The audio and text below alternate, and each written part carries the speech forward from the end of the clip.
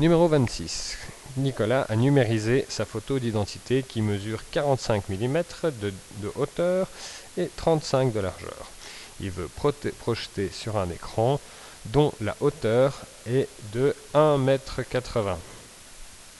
Détermine à la largeur maximale de l'image qu'il peut obtenir sur l'écran, sachant que la projection se fait sans déformation. Écris tout à calcul, raisonnement, exprime ta réponse par une phrase. Donc, si je reformule la question, autrement dit, si 45 mm de hauteur se transforme en 1,80 m, quelle serait la largeur? En fait, c'est une simple règle de 3. Alors, en millimètres, 1,80 m, c'est 1800.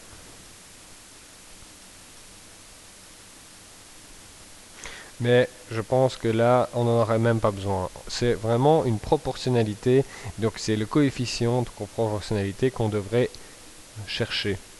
Donc, si à chaque fois on a, on va dire, 35 sur 45, 35 de largeur, 45 mm, alors ce sera égal à, alors je ne connais pas en largeur, la largeur encore, c'est justement ce qu'on me demande. Par contre, je sais que la hauteur sera de 1,80 m.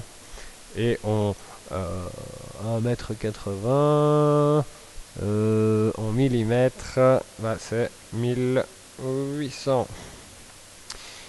Voilà. Donc maintenant, en fait, ce qu'on va faire, c'est on va multiplier ces termes-là et les égaliser à ça. Et en fait, c'est donc 35 fois 1800 est égal à 45x. Donc, x vaut 35 fois 1800 divisé par 45.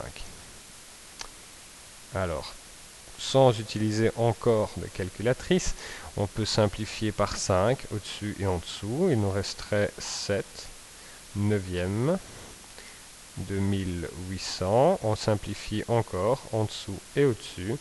Ça nous fait 7 multiplié fois 200. Et la réponse, c'est 1400. 1400 millimètres. Donc, en mètres, ça fait 1,40 m.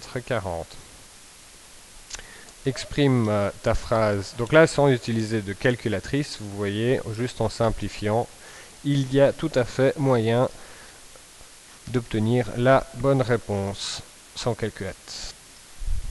N'oublions pas de exprimer la réponse par une phrase. La largeur maximale de l'image est de 1,4 m.